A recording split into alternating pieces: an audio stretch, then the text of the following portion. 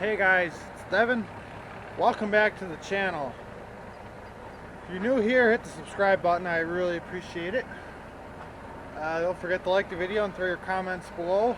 Any comments received will be answered in a video.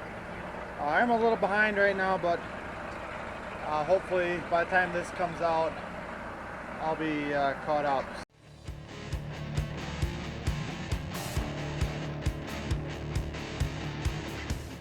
So today, we are loading the last bit of bean straw bales that are out in the field. Just got them stacked up there. Got one more stack to put on. Over there we actually did some chisel plowing last night. That's the plan for today. We're gonna, as soon as I bring this home, we will be grabbing the chisel plow, because that's up by the bale pile where this will be parked.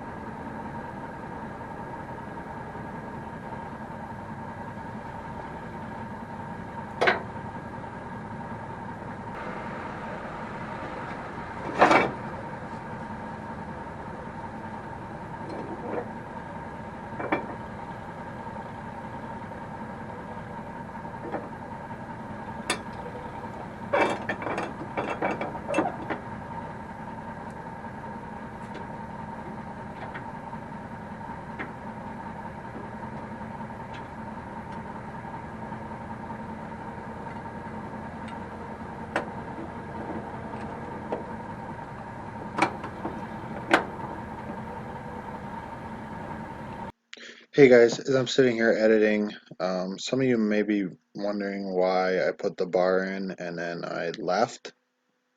Um, so Dad was probably coming up with some bales to set them on, and when you're doing this, you always have to be aware of what's going on around you, whether someone is loading or unloading. You never know when the bales are going to get bumped or the trailer is going to get rocked enough that bales could fall over. When they're going three high, I mean they get a little tippy. I mean once you strap them on, they're tight and they're solid, but before that, they can get a little tippy. Always being aware when the person is loading or unloading. The other day I delivered some bales and I was rolling up the straps on the side, and I usually watch. I know when they're going to grab a couple bales, and I usually just kind of stand there and look up. You know, make sure the pile at least right above me is not falling or tipping. And that pile actually did tip over, and luckily I was watching. You wouldn't know, but these bales could easily kill anybody that they fall on. So you always got to be watching what you're doing. So what I did here, I put the bar in, I got the bar set, and Dad was coming up, so I just backed off. Especially when he's loading the next pile, it's real easy to bump the pile that you just finished, because you wanna get them tight, but you know. Um, so I thought I'd elaborate on that a little bit, on why I left before tightening the strap down.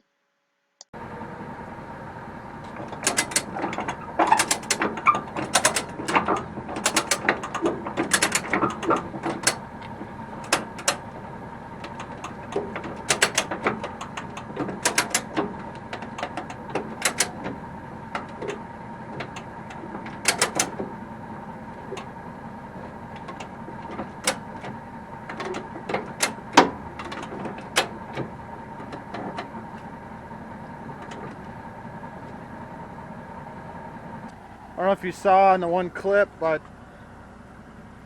I actually have a ratcheting bar here, and it works really nice, especially for this, because otherwise you stick the end in, you pry it down, you pull it out, it's kind of slow.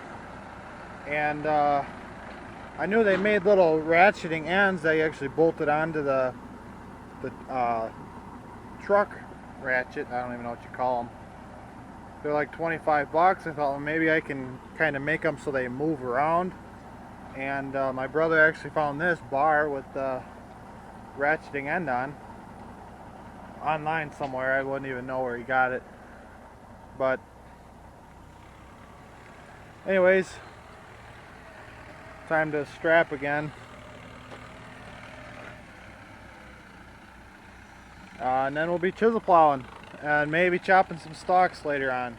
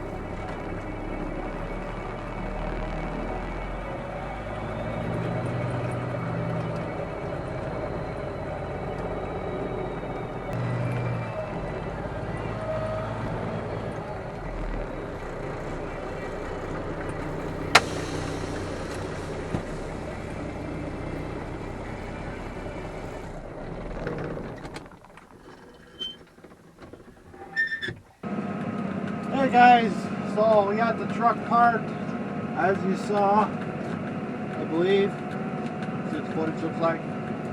But we're on the tractor, the T7 230. We got the chisel plow behind. This is a 9-shank Kraus chisel plow. It's got the drag harrow behind it. We really like it. Before this, we had we had the exact same thing, but it was a 7-shank. When we got the T7, and sold our 2180 two-wheel drive white. We decided to go a little bit bigger on the chisel plow, and we actually, that was the first year we rented land up north, so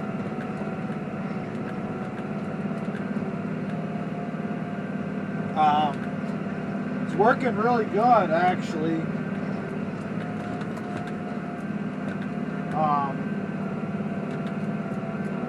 As far as the ground working, it's really working good. It's plenty. Let's just say the ground conditions are about perfect for this right now. However, it's got a ways to go before we can plant anything. It's still plenty cold, I think, anyways. We're not seeing too many warm temperatures here.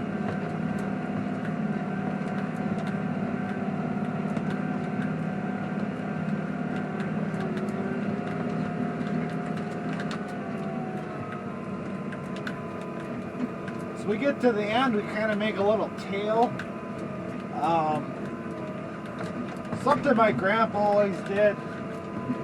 I just kind of kept doing it, I guess.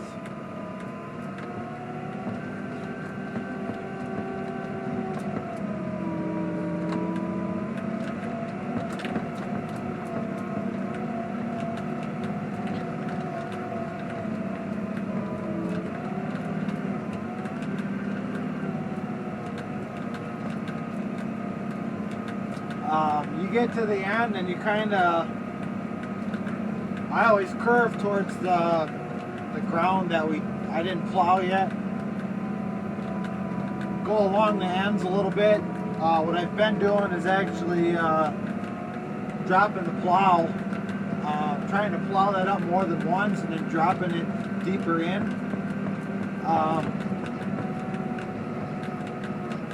For one thing, those ends are highly compacted because we're driving on them with the grain cart and even the combine going back and forth and turning around.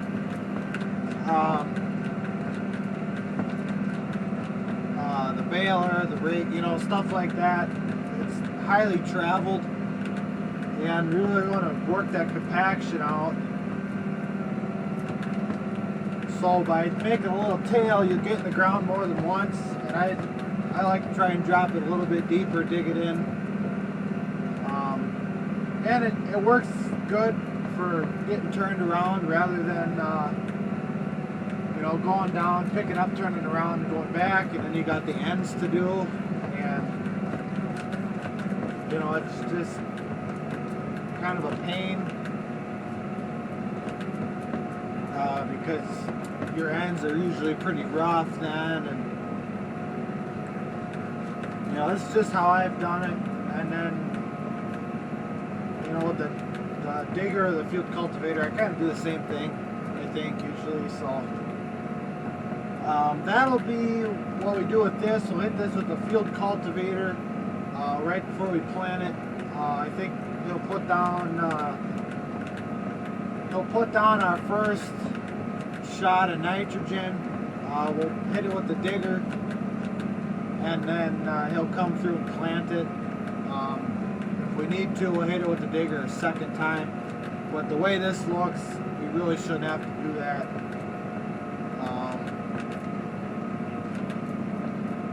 I guess we'll see. I'm working on the soybean ground now. We'll see once I get to the other side of the corn stalks what that looks like. We always got the disc if we need it. But anyways, I'm going to keep going. This field's 3/4 mile long. And yeah, so I'll keep you updated. Dad said something about maybe chopping some stalks yet today. He's running around the fertilizer spreader, getting fertilizer spread now, so we'll see what happens, I guess. And yeah, so stay tuned. Hey guys, so what ended up happening that day, Dad came out and replaced me. We were gonna try and chop some stalks, so we got the stalk chopper pulled out, and by the time I was ready to go, it had started raining. I don't think it really rained a lot, but it was enough to shut both of us down. So I ended up picking Dad up, and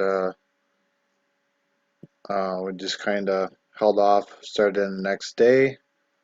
Um, so I got a couple questions here.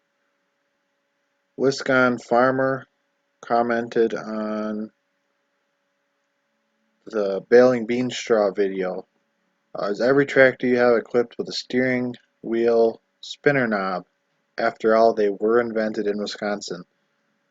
Um, the only tractors we have with the knob, the steering knob, I think they even call them suicide knobs. But the only tractors we have is the T7 230, the big one. I put that one on, and then our little industrial Ford has one on. Wouldn't mind putting a couple more on. Maybe our loader tractors, you know. Um, but it works pretty good to stick, kind of use your finger and just kind of twirl it. And I think Dad kind of prefers that. But and I didn't know they were invented in Wisconsin, honestly. Hillman Farms. What tractor are you going to put on the 8-row? Dad's figuring we're going to put the 6290 on. Um, still, we figure that's got enough power to pull that. We usually pull our 6-row with that tractor, so we're just going to plan on using that, I guess. So, once again, throw your questions in the comments or anything you want to tell me in the comments, and I will bring it up in the video. Whether I answer your question or elaborate on a comment or whatever. But thanks for watching. Uh, like, subscribe. I really appreciate it, and I hope to see you next time.